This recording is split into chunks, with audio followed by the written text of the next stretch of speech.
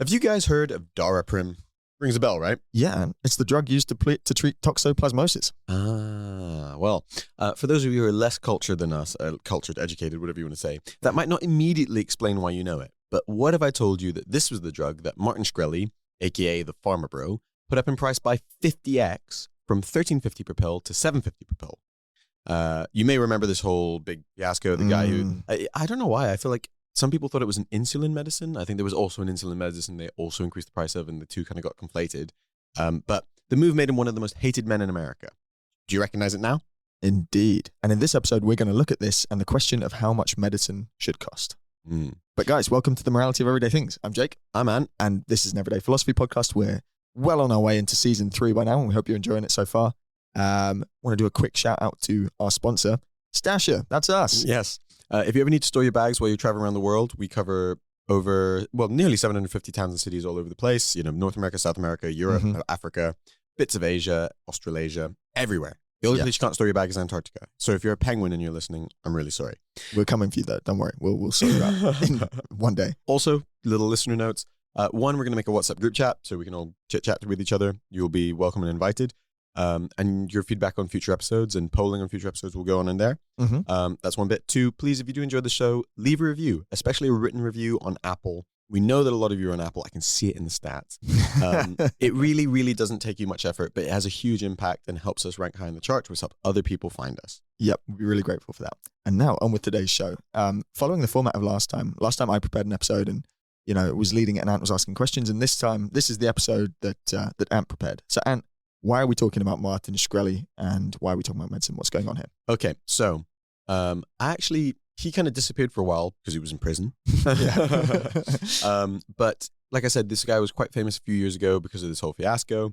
And then recently he was on a podcast. This is My First Million, right? It's called My First Million. I've never really listened to the show apart from this episode because I knew we were talking about Shkreli. Oh, did you listen to it? I listened to it last night, and it was really good. And I mean, super interesting, right? More than sort of, I didn't really have that much of an impression of the hosts, but Shkreli himself, I was like, this guy is really interesting, and you obviously approach him wanting to hate him. And I definitely think there's things that you can easily criticize him for, and I think things he gets wrong, but you certainly come away with this impression like, this guy's super smart and super interesting.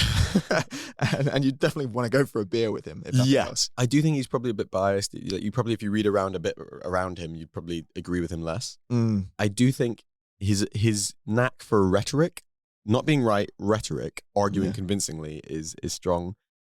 I do find like one thing that I really relate with is like he sounds like a very natural contrarian. It sounds like a lot of the times when he is making terrible PR decisions, it's because he's like, I don't care. Like, yeah, they shouted out about that actually because they were like, you know, there's often a case where people, you know what the right thing to do is even if you don't agree with it, but you take that route because it's the sensible one. Whereas he almost sort of, he voluntarily is like, no, I think this is my opinion and I'm going to stick by it. And it's like, you know, it's not the best way to actually get people to understand or come around to your opinion, but he's like, I don't care if you don't know it, if you don't understand that intuitively, you're an idiot and I don't care about you.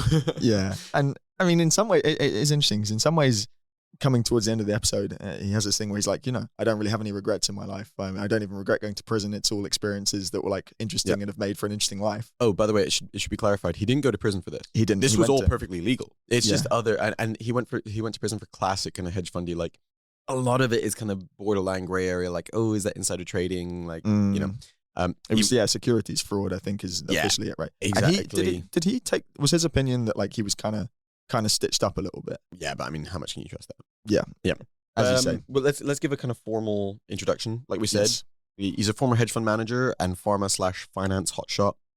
Gained notoriety for raising the price of this drug from $13.50 per pill to $750 per pill. That's a 50x increase. He defended the price increase, saying it was necessary to recoup the costs of developing new drugs. Critics argue the price increase was excessive, made the drug unaffordable for people who needed it. But we'll kind of come to that. And it treated toxoplasmosis, which is a parasitic infection that can be life-threatening for people with weakened immune systems. So cancer patients, AIDS patients, people like that. Yeah, I had a brief look at it. There was a stat that said possibly up to 40 million people in America have it, but often it's mild. But there are cases where it can be pretty serious, and therefore the drug is drug is meaningful to those people. Yes. The interesting thing is he's I said he's a hedge fund guy. Basically, he was kind of in this weird intersection where they would set up basically financial entities buy rights to drugs, and in this case, Daraprim's one of them, handle the pricing for it. But I don't think they actually were really involved in the manufacture of things. It was really more like intellectual property that they were interested in. That's my impression too, because he had a bit where he was talking about the government database on sort of medical research. Yeah. And then, as you were saying, like hustle porn, he had this quote around, he was like, it's there for anyone if they're prepared to work hard enough and read through all this boring literature. Yeah, exactly. You can find drugs, you can see how they work, you can infer like other things they could be used for. Because the thing is, like a lot of this stuff, I hadn't thought about it this way, is like, we will often, when we find drugs, it's like, oh, we found that X acts on Y biological function, which has Z outcome. And that doesn't actually necessarily clearly mean we should use it for this disease, right?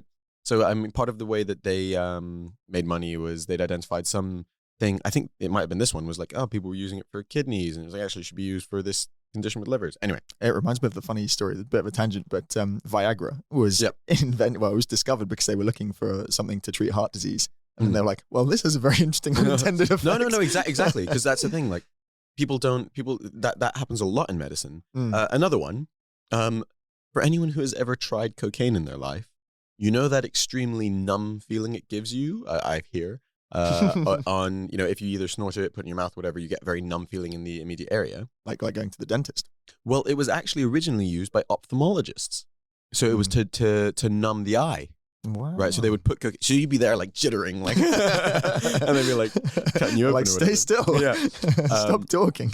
But no. In any case, Shkreli kind of replies to the issues around the price increase with like pretty hardline but standard capitalist responses, and it kind of made me think a little. It first of all reminded me of a famous thought experiment, or experiment in general around morality, and then the other thing it reminded me of was.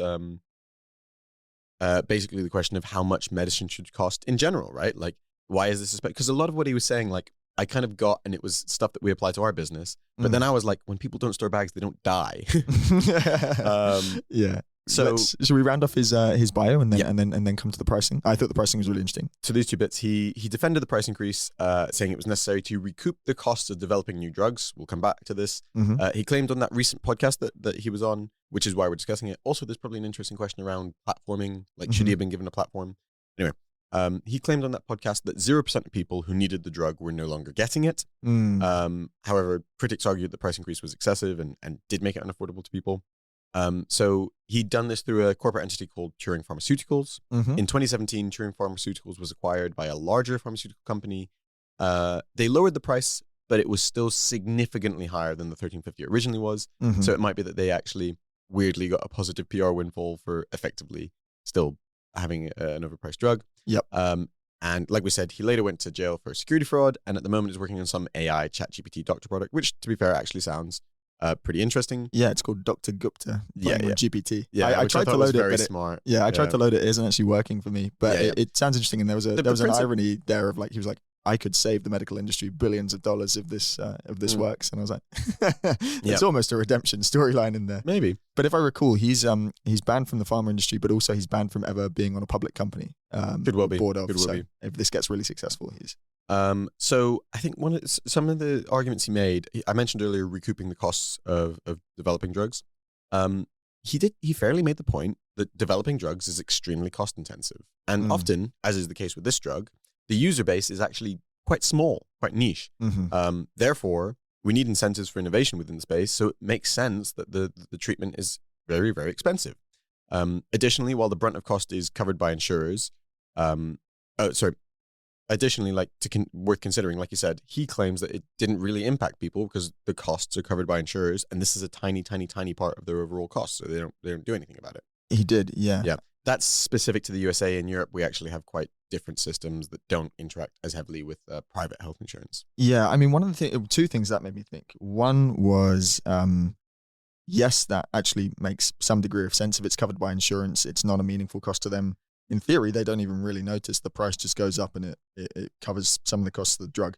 But what about people who don't have insurance? There surely must be some number of people. There must have been a non-zero number of people who are buying this thing out of pocket. He claims 0%, but I find that hard to believe. Two, outside the US, what about Europe? And what about other countries where suddenly the drug becomes less affordable to buy? I don't know much about its production though. So Neither. And I mean, there must have been developing countries as well, which would stop stocking it or something. The thing is, I don't know enough about the specifics. He claims zero. I don't believe it. The point is, it's almost inevitable that some number of people couldn't access this drug. Yeah, I feel like it surely wouldn't have created such a media furore if... Furore. No, furore? Furore? Furore? I don't know. I don't know. Ferrero Rocher. It wouldn't have created such a storm if nobody was affected. Yes, exactly. Well, I don't know. Maybe it could have. The thing is, sometimes PR is just headlines, right? Yeah. But I think when he was talking in the podcast, he said one thing that really made me think of our business, right? Mm-hmm. This isn't a quote. He said something to the effect of, I'm providing a service. I'm free to price it how I want. Like, that's how capitalist systems work. Mm-hmm. And if people don't like the cost of my product, they can just pursue the alternative treatments that are available, right? He was very impassioned on this point because I remember him saying, he was like, people treat healthcare products like they have an inviolable right to have them. But he was like, no, what about my inviolable right to price my products how I want? Like, I'm running a business. You wouldn't tell Coca-Cola how much to price their drinks. Yeah, why should you tell me? Exactly. If Coca-Cola doubles the price of your drink, it's not moral outrage. You just stop buying the Coca-Cola, right? Mm-hmm. Now, obviously, this is different because medicine, it has the knock-on impact of people dying. But, you know, maybe that's a question of how we structure our medical industry more widely.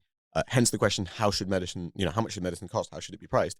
Because medicine, as a private industry, is subject to the same incentives as all other industries. And so whilst it's ridiculously callous of him to kind of say it in these terms, because we're talking about people's lives, maybe, you know, as we were talking about in the COVID episodes a long time ago, being squeamish about like the cost of life kind of stops us actually forming good midterm to long-term policy whereby like, hey, actually, I'm not saying this is necessarily true, but this would be the capitalist point of view, or like his point of view, certainly. Like, whilst this is expensive and maybe prices some people out of it, the ability to make this kind of profit incentivizes more people to do more medical research, including for more niche diseases, right? So actually in the midterm, maybe this is helpful for saving lives. I don't know the answer to this question, so I'm not sure if you will either, but in terms of the massive markup he made, does all that go to him and his company? How much of that actually does go towards future research? I wasn't. Oh, no. The point isn't that it directly goes to future research, unless it's a pharmaceutical company who recycles the profits from the things they do sell to do literal research. The point is more, it's just an incentive mechanism, right? Yeah. Whereby, like, you know, the pricing mechanism and profit motive, like, naturally works whereby, like, you know, if there are not enough people selling meat in a town, they can increase the price, and that naturally incentivizes more people to become butchers to equilibrate the price. So like the price perfectly equilibrates like the supply and demand of the thing is the economic theory, right? It is. Yep. The problem is obviously there are sticky points to that. You know, research is also not a guaranteed thing. But his point is just like, me making lots of profit on this thing is a signal to other people that it is worth doing the effort of R&D to find solutions to diseases. He's very rational about that. And I mean, you can sort of sum up all his... Sociopathically, dispassionately rational. This is it. He's basically homo economicus, right? He's the guy who's like looking at it this way. But I think there's an irony then to the fact that he misses a kind of key irrationality of people, and that's the cognitive bias around anchoring, because I think one of the things where he really messes up here is not that the drug kind of came out and it's priced expensively, and he makes an analogy, or he makes a link to the life-saving cystic fibrosis drug, and I'm not sure what it's called, but obviously it's very expensive because it was massively expensive to research and produce, but it's out there on the market, it saves lots of lives, and it costs something similar. It's expensive, and he's saying, you know, these guys get unnecessary hate for producing an expensive drug, but it's different to his, and the key difference is anchoring, right? Because it wasn't previously $13.50.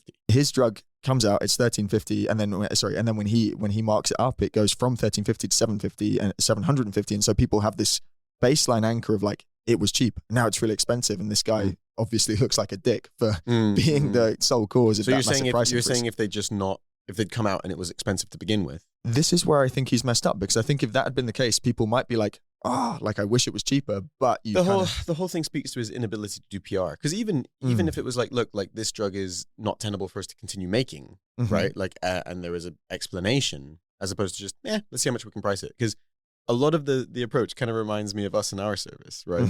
Because like we do luggage storage and we do pricing testing, because we find that the demand is relatively inelastic. And I do sometimes find like, it's funny when I see reviews where people like, you know, use the service 5 out of 5, a little expensive or something like that. And I'm like, well, Clearly, it wasn't too expensive to solve your problem, though, right? So clearly, it added more value than it took away. Yeah. So like, it's kind of like when someone says that, it's kind of a funny one, right? It's kind of like, well, you're being emotive. Like, clearly, it was worth because you paid it. You've made a kind of calculation of value and decided that parting with that money is more valuable to your life because of the experience it buys of freedom from your luggage, etc. It's more valuable than to carry your luggage around all day. So there's clearly a price point that's valuable to you. Yeah, I get you. People do get emotive about prices, but I guess one of the things that he's saying is like medicine is unique and it occupies a different brain space to products and services and even food. I mean, maybe not now. Food now, people are getting emotive about food because inflation's so high. Yeah. But he does say medicine's different, and he's like, it's unfair that medicine's different. Medicine's just a product like anything else, and this is where you can also attack him, right? Yeah. So I think another thing that he really reminds me of is this. He strikes me as kind of like the finance guy. Well, he's literally this. But the kind of, we talked before about inheritance tax or tax evadance, tax avoidance, that sort of thing, evasion avoidance.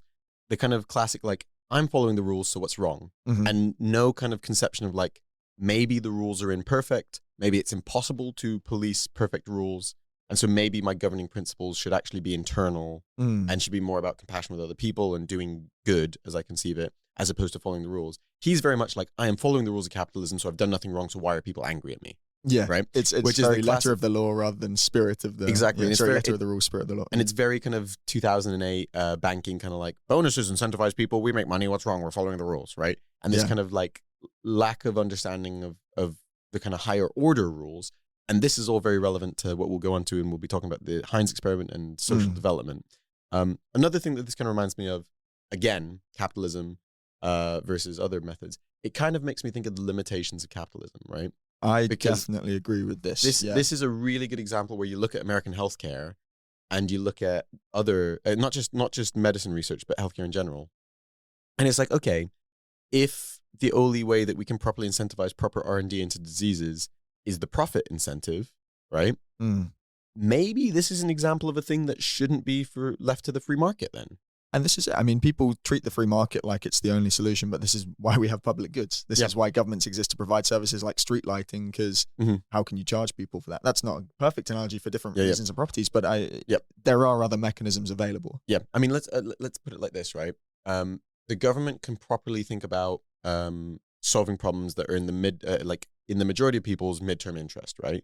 Whereas if you just focus on the profit incentive, as an example, you'll have a ton of R&D going into life extension for billionaires, right? Which is actually happening in Silicon Valley. Exactly. Right? It's like, this is the kind of stuff that like services a very small number of people who have high spending power, and that actually doesn't maximize the benefit for society in the mid and long term. So it's actually a good example of like, the socialist in me maybe argues like, hey, this whole problem around all of this, maybe this is a really good argument that like more medical research and development should be centralized, internalized to governmental levels, and certainly into like, given more to academia, and they should be deciding how much to fund certain things on the basis of how much it can help people, not how much money it can make.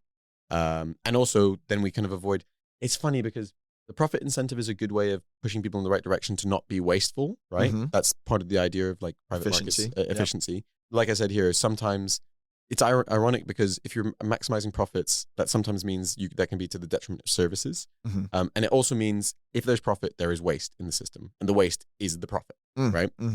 So it's kind of, it's actually funny, like you said just before, we get too stuck in this idea of like free markets are always the solution, right? Or at least that's the current paradigm, or the paradigm in the last 10, 20 years. And I think free markets are often a great solution. Free markets for something like us, luggage storage, is a great solution, right? Yeah, it's exactly what you need. It's generated efficiency by combining existing space with people who need it, and makes everyone better off. And like we say, his argument, like if people don't like it, just don't use our service. That actually is welcome in our service, right? Like, hey, if you don't think our service is worth X because there's another, it doesn't give you a net surplus in value, then don't book it. That's fine, right? But it's fundamentally different when lives are at stake, I think is the point that we're getting to. And most people have that normal moral intuition, even if they're following the rules.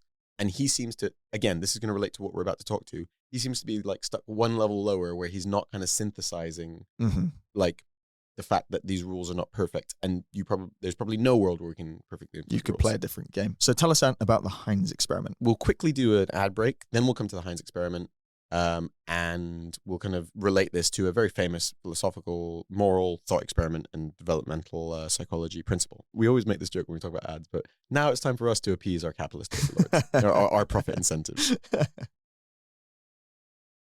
And we're back a tiny bit more profitable than before. We don't make any profits on this. We're really we do hoping to cover the costs. We net lose on this. Don't worry about that. But we have fun, and hopefully you do too. Oh, this is something I do because I like it. So tell us about Heinz experiment. It's nothing to do with Heinz beans, right? This is no. A man called Heinz. So this is really interesting. It's a medical thought experiment that is actually used to assess the moral and psychological development of children. And as I was kind of alluding to previously, maybe Shkreli on some level is failing this experiment, right? What a diss. Yeah. So let's run through it, okay? The Heinz dilemma is a thought experiment in ethics and psychology involving a husband who steals a drug to save his wife's life. Maybe it's Daraprim.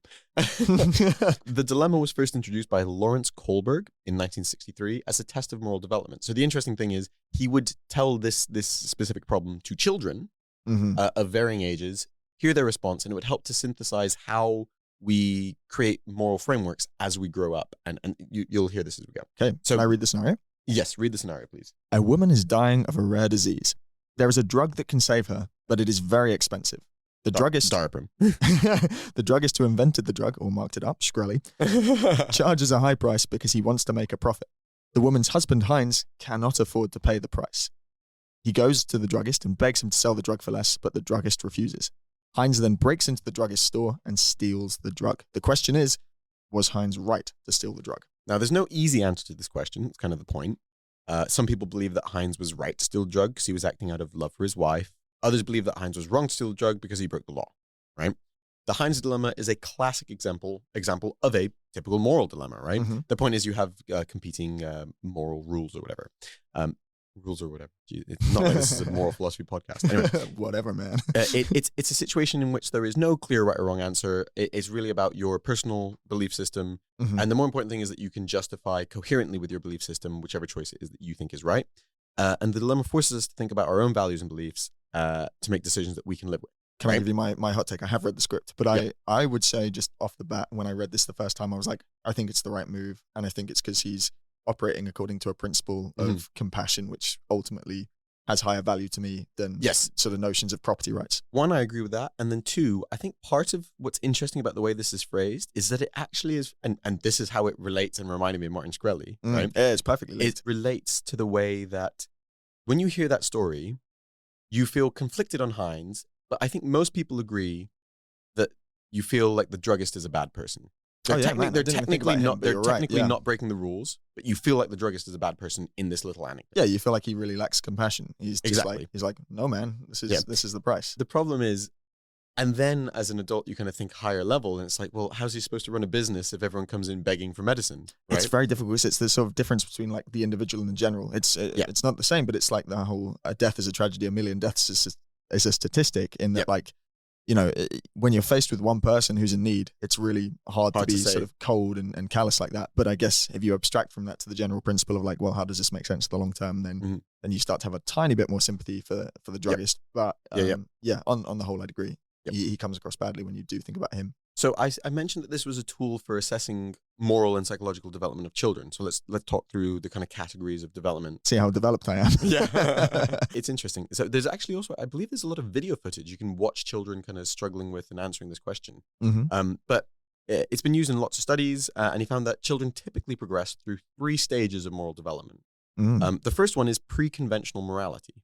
Okay, in this stage, and this will probably sound logical, children, in a very selfish way, focus on the consequences of their actions, right? They believe that actions are right or wrong based pretty much solely on whether they are punished or rewarded. Yeah, it's very carrot and stick. It's very much But it's interesting because when I think about good parenting, it's kind of hard for me because I'm not a child psychologist expert. Or a parent. To think about which way around this is. But that's familiar in that like, oh yeah, like, you know, you tell a child, don't do this or else you'll be punished, right?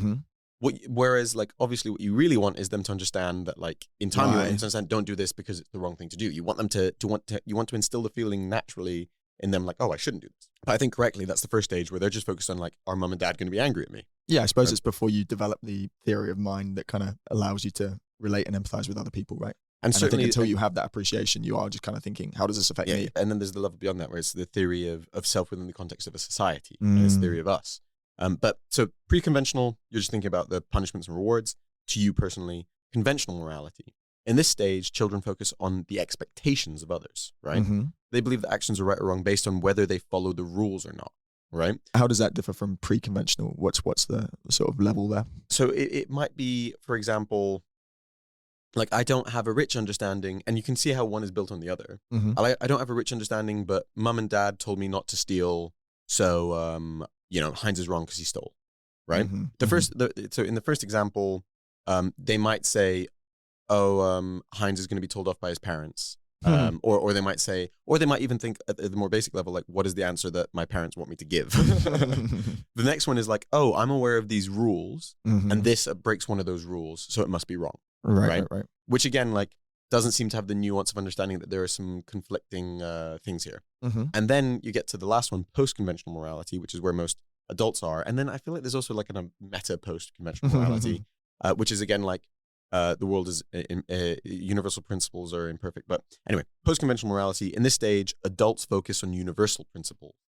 So they believe that actions are right or wrong based on whether they uphold universal principles such as justice and fairness, right? So it's this understanding that like rules are heuristics that generally achieve a thing, but actually part of the reason that we don't just have utilitarianism as a defined form of morality and like, that's it, we're done, we're right. That's not the law, yeah. Yeah, is because they are just generally, they are heuristics to achieve some higher order principles like justice and fairness, which we don't all agree on. Like, what does justice look like? What does fairness look like? And there's a lot of discussion between that, which is why this exact question, really, it kind of comes to your perception of what is just, what is fair, as to who is in the right and who's in the wrong here, right? I see. Because and it also is a little bit about like what time frame you're thinking about, right? Because, if for you, justice is maximizing, minimizing human suffering in the mid to long term, and you staunchly believe that the capitalist incentive is the best way to do that, and that actually the druggist is a hero for not wavering when actually compassion could lead him to undermine that principle, which is good in the mid to long term. You're saying it would undermine the norm of capitalist behavior, create insecurity in the system, this crime potentially has consequences. That's one way. It's an interpretation, yeah. Whereas another one could be like, justice is caring about the people immediately around you and being a compassionate person, right? And sometimes the rule should be ignored for that. These are different conceptions of higher order principles and how they conflict, right? Yeah. And so when you think about it in that way, you can see that there's this development, right? So people who are in the pre-conventional stage might believe Heinz was wrong to steal the drug because he broke the law. People who are in the conventional stage might believe that Heinz was wrong to steal the drug because he didn't follow the rules, right? So is there a nuance there? There's a nuance there. It's like quite similar. So Heinz was wrong to steal. The first one should be Heinz was wrong to steal a drug because he did something that is explicitly wrong, right? The second one is Heinz was wrong to steal a drug because it's a general rule not to steal, and he broke the general rule. And then people in post-conventional stage might believe that Heinz was right to steal the drug because he is upholding the principle of the sanctity of human life, right? It feels a little bit, this is unfairly simplifying it, but it reminds me of one of my favorite expressions, which is about like the sort of spirit of the rules rather than the letter of the law. And, exactly. It does feel a little bit like that. This is exactly it, where like, it sounds like if we were to put Shkreli somewhere here, he sounds a little bit like he's in the middle and not the final one, where like he is perfectly following the rules and he's saying, because I didn't break the rules, I didn't do anything wrong, right? But then, post-conventional morality, development to the stage of post-conventional morality or moral understanding would suggest like, yes, but you need some deeper understanding of justice and fairness to understand that what you've done is unfair or unjust. It's certainly discompassionate. Yeah, it's certainly discompassionate. And like, at the very least, you should communicate to people, hey, look, I'm really sorry, this seems unfair, but it's really important to upholding this principle, which is, whatever I think will help us achieve the best outcome in the mid to long term. And so a failure to at least communicate that is also a failing. And so, I mean, like, the one takeaway, like I said, this question very explicitly, and to me, like, this is the first thing I would kind of want to focus on. The anecdote very explicitly doesn't focus on the druggist. Yeah, it asks about Heinz, doesn't it? The question was literally, did Heinz, was he right to steal the drug? And it sort of abstracts the druggist as like an obstacle. Yeah. Exactly. Your question is interesting. I know, that's the point of the episode, Jake. But that's it. The fact that the druggist is a bad person, like, that's in some sense, I think why the public outcry against Shkreli seems to be so negative. Like, it seems to suggest that like largely people agree with that thought, that like the druggist is a bad person here. So this kind of frames the dilemma. How should we determine the cost of medicine? Because for normal markets, we just leave supply that and demand, leave that to the pricing mechanism of the market, right? But how do we balance the right to healthcare with the need for innovation, and however we can motivate that efficiently with or without profit? It's hard to give a decent answer. And I mean, people have a lot of opinions about the fact that a pharma has a profit motive at all, because as we were discussing earlier, medicine seems to occupy a slightly different space. It's emotional. Like, as soon as people's lives become involved or entangled with the question, it doesn't become as transactional as like, you're just buying bread. You're talking about something that people's lives are at stake. And I mean, I definitely have sympathy with any view that's like, you almost want the pharma industry to be able to operate outside the realms of capitalist incentives, because it would be so nice when a life-saving drug is made available for it to be freely distributed. If you think about it, I would say we underpay doctors in the UK and most countries, for example, and not the US actually, but most countries, such that we effectively are like filtering for like, are these people motivated by the right things? And what you're saying, there is actually strong precedent for it. So famous example, Jonas Salk. Inventor of the polio vaccine, right? Refused to patent it because he wanted as many people as possible. So maybe this is one of those, the problem is maybe this isn't the most efficient outcome. Maybe this doesn't maximize it, but maybe medicine should be left to the realm of like people who want to do good, not for capitalist incentives. The AstraZeneca COVID vaccine, is that another example, right? They distributed that freely, if I remember correctly. Yes. Or a certain amount. A certain amount. I mean, that might be PR, but yes. Yeah. And I suppose another moral question or implication of this, which I think kind of helps delineate, like we've said earlier, how should medicine be priced, or what should be the cost of medicine? I've kind of put forward that I think this is a good example of something where it should be handled, by government. It should be centralized because the market isn't good at pricing this fairly. A nice heuristic is, a question might be, should people be allowed to profit from the misfortune of others? And I would say generally, if you are profiting from the misfortune of others, that's a good indication that this is a market that we should centralize and handle as a government, not as individuals. Yeah, gut reaction to that would be no. Although it does make me think, how does that apply to vice products like gambling and stuff? Because ultimately you're providing an entertainment or something. But then it does enter a realm of like addicts who are obviously, you are profiting from that misfortune. I think that's a good example where, like, in this case, in that specific case, we have government regulation around it. Right? And in some cases, we actually ban it in some countries. How effective that is a separate discussion. But like, here's another like thought experiment, right? You're on a boat, right? I'm on a boat, man. You're in a boat, right? Yep. You have those rings on the ropes, right? And you have four of them, and there are 6 people drowning around the boat. Wait, right? What kind of boat is it?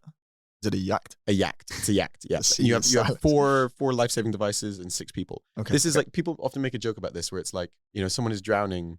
And they're like, throw me the thing. And the person says, how much are you willing to pay for it? And it's like, please, I'm drowning, help me. And they're like, so 500, 1,000? And it's like, no, just throw me the thing. It's like, but this is a nice thought experiment, right? Say you only had 4 of these life-saving devices, 6 people are drowning around the boat, right?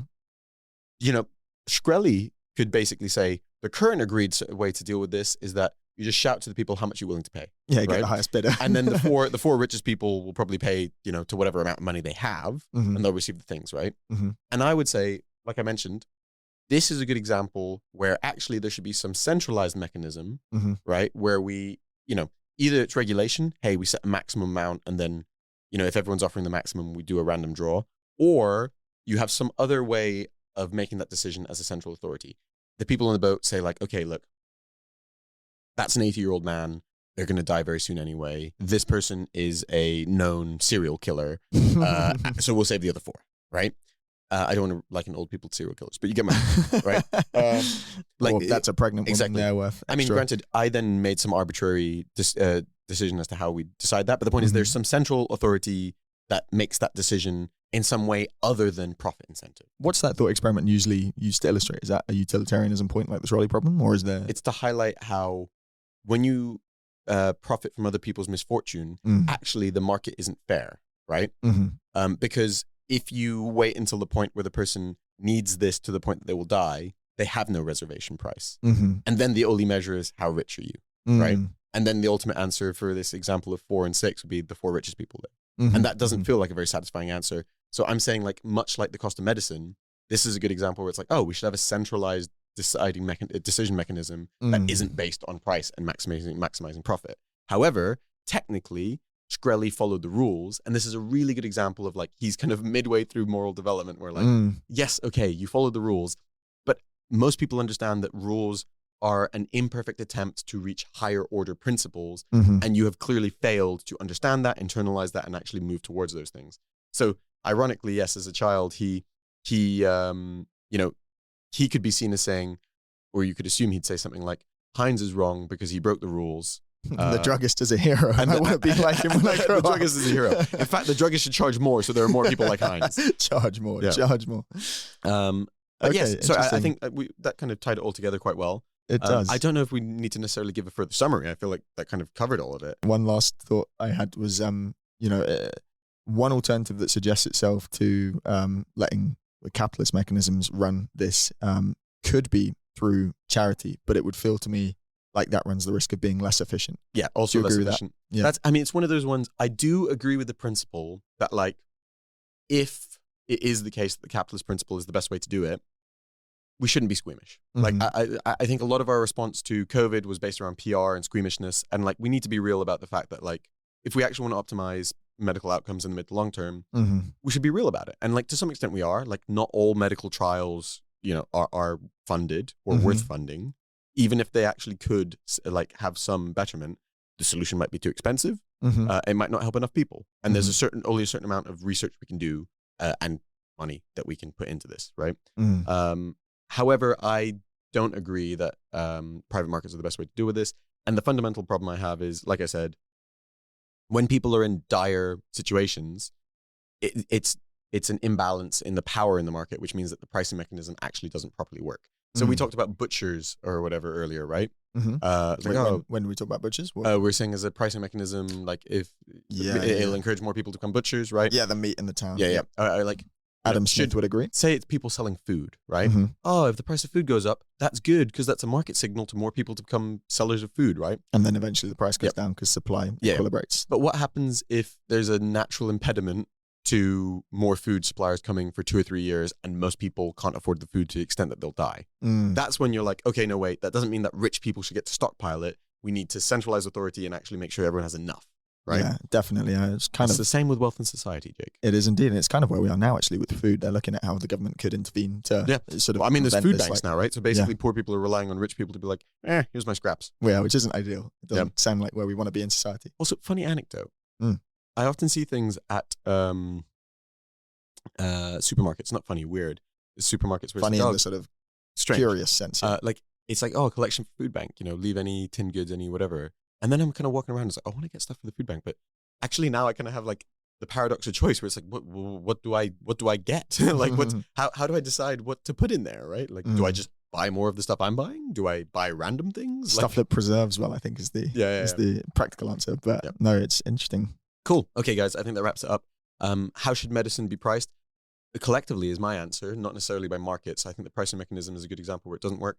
Talking about someone like Martin Shkreli, interesting guy. Technically, he didn't break the rules, but as we said, actually, ironically, he lived a thought experiment that is used to test moral development of children, and he seems to be somewhere in the middle. He doesn't seem to understand that, like, most of the point of this stuff of rules is to achieve some higher order moral purpose or principle, and that rules are inevitably imperfect, and that actually some of these principles will clash with each other, so it's all very mixed. And you need to approach this stuff with compassion. He kind of seems to miss this entire point. I would agree. I think having listened to him, he comes across incredibly smart, but then you're like, it feels like what he makes up for in smarts, he kind of lacks in one, sort of common sense and compassion, and two, I think there was a real stupidity to missing the anchoring effect of what he did and just how bad the PR would be. Also, I just want to jump back. One thing that was a little fuzzy was, like, the conventional morality, kids focusing on being punished or rewarded. Some sort of understanding, by the way. In both those cases, the problem is that the person broke the law.